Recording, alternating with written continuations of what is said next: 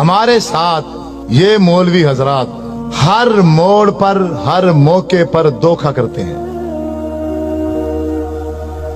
یہ اتنے اخلاقی طور پر گر چکے ہیں کہ اب ایک انسان ہے وہ مر گیا ہے, فوت ہو گیا ہے نا, کم از کم اب اس کو تو معاف کر دو, لیکن یہ اس کو بھی معاف نہیں کرتے. آپ کہیں گے کہ وہ کیسے؟ آپ سب سے یہ سوال ہے کہ یہ جو میں نے نماز جنازے میں نیت کی ہے کہ دعا واسطے حاضر میت, یہ کون سی دعا ہے؟ وہ ہے اللہم اغفر لحینا و میتنا. میں صرف اس کا ترجمہ کروں گا, ترجمہ کرنے کے بعد آپ ہی بتانا کہ اس میت کے لیے جو میں نے نیت کی ہے اس کے لیے ایک لفظ بھی بخشش کا نہیں ہے. اللہم اغفر لحینا, اے اللہ ہمارے زندوں کو معاف کر. ومیتنا ماضی کا صیغہ ہے, جو ہمارے پہلے مر چکے ہیں ان کو معاف کر. شاہدینا جو کسی وجہ سے مجبوری سے اس جنازے میں حاضر, شاہدینا جو جنازے میں حاضر ہیں ان کو معاف کر, یعنی جنازہ پڑھنے والوں کو معاف کر. غائبینا جو کسی مجبوری سے جنازے میں نہیں آ سکے, یا اللہ ان کو معاف کر. ذاکرینا ہمارے مردوں کو معاف کر. انسانا ہماری عورتوں کو معاف کر. صغیرینا ہمارے بچوں کو معاف کر. کبیرینا ہمارے بوڑھوں کو معاف کر. تو میت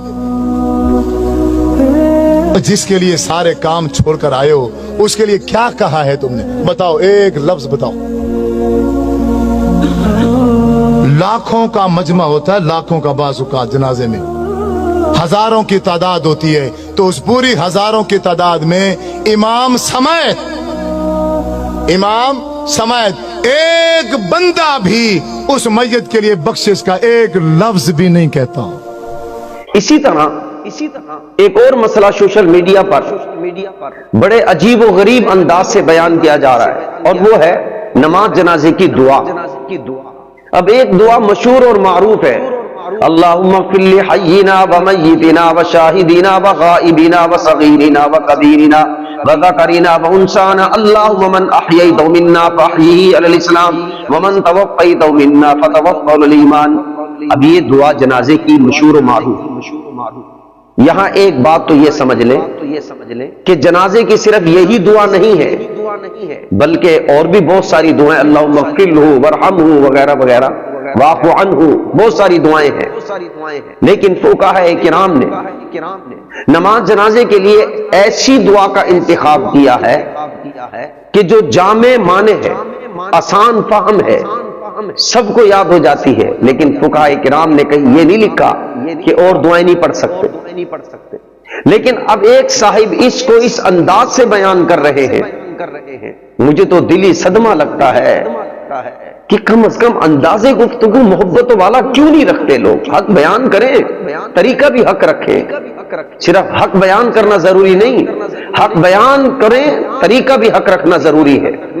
اب وہ صاحب یہ کہتے ہیں کہ اللہم اغفر لحینا و میتنا والی دعا تو میت کو دھوکہ دینا ہے, اس میں تو میت کے لیے دعا ہی نہیں. سب سے پہلے تو یہ بات سمجھ لیں کہ اتنے بڑے لفظ کا انتخاب کرنا کہ یہ میت کو دھوکہ دے رہے ہیں, تو یہی دعا تو حضور علیہ السلام نے بھی پڑھی ہے. تو تم کیا کہو گے اس بارے میں؟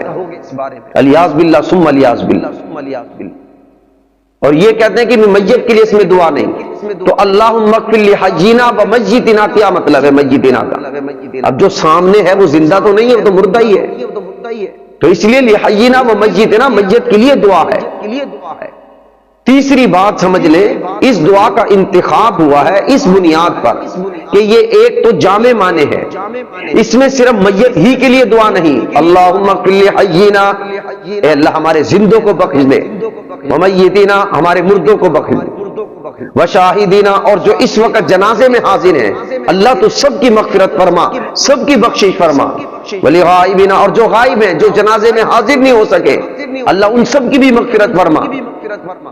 وصغیرنا اور ہمارے چھوٹوں کی بھی, وکبیرنا ہمارے بڑوں کی بھی, وذکرنا ہمارے مذکر مردوں کی بھی, وانسانا ہماری عورتوں کی بھی بخشش فرما.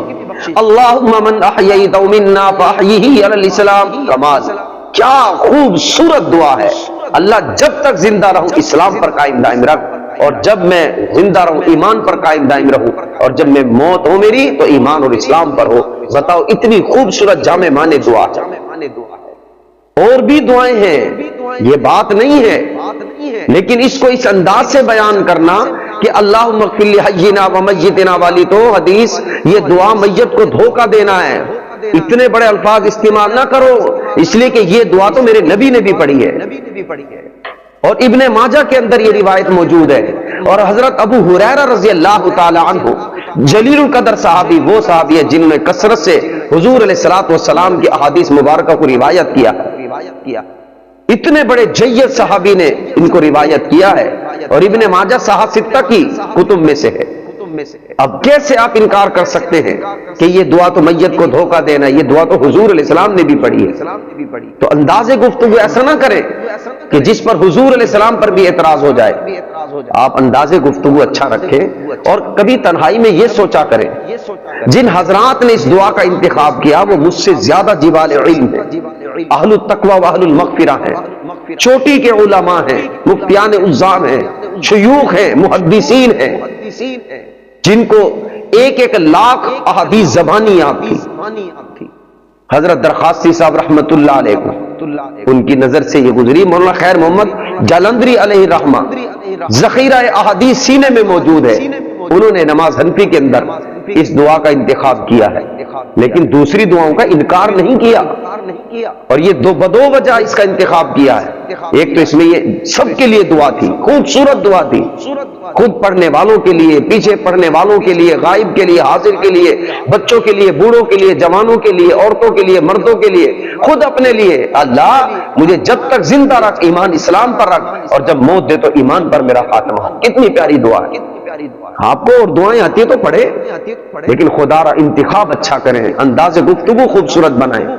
آپ یوں تو بیان کر سکتے ہیں کہ دیکھو یہ دعا بھی مشہور و معروف ہے، اور جبال علم لوگوں نے اس کا انتخاب کیا، پڑھتے ہیں سب، اور آج تک پڑھا جا رہا ہے۔ اور بڑے بڑے مفتیان عظام علماء کرام یہ جو صاحب بیان کر رہے ہیں، میں چونکہ اختلاف اور انتشار کی بات کرتا نہیں ہوں، تفرقے بازی سے میں حد المقدور بچتا بھی ہوں، اور ہاتھ جوڑ کر کہتا ہوں کہ بچو، اس لیے میں ان کا نام نہیں لے رہا جن صاحب نے اس انداز سے بیان کیا کہ یہ دعا تو میت کے لیے نہیں ہے، یہ تو دھوکہ ہے میت کو۔ میں کہتا ہوں ابن ماجہ کی روایت کا کیسے انکار کرو گے؟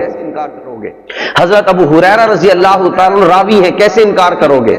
حضور علیہ السلام نے اس دعا کو پڑھا، کیسے کہو گے کہ دھوکہ ہے میت کو؟ آپ انداز گفتگو پیارا رکھو کہ یہ دعا بھی ہے اور دعائیں بھی ہیں، تو آپ اور بھی دعائیں یاد کر لیں، یہ بھی یاد ہو جائے گی، اچھی بات ہے۔ بہت ساری دعاؤں کا ذخیرہ اپنے مردے کو پیش کریں، لیکن غلط بیانی نہ کریں کہ میت کے لیے نہیں، تو پھر میت کا مطلب کیا ہے؟ میں آپ کو ریفرنس اور بھی کتب احادیث کے اندر حوالے ہیں، صرف یہ ابن ماجہ ہی کی روایت نہیں ہے، اور بھی کتب احادیث کے اندر روایت موجود ہے۔ ابن ماجہ کی بات تو میں اس لیے کر رہا ہوں کہ صحاح ستہ کی کتب میں سے ایک کتاب ہے، تاکہ کسی کو اشکال ہی نہ ہو۔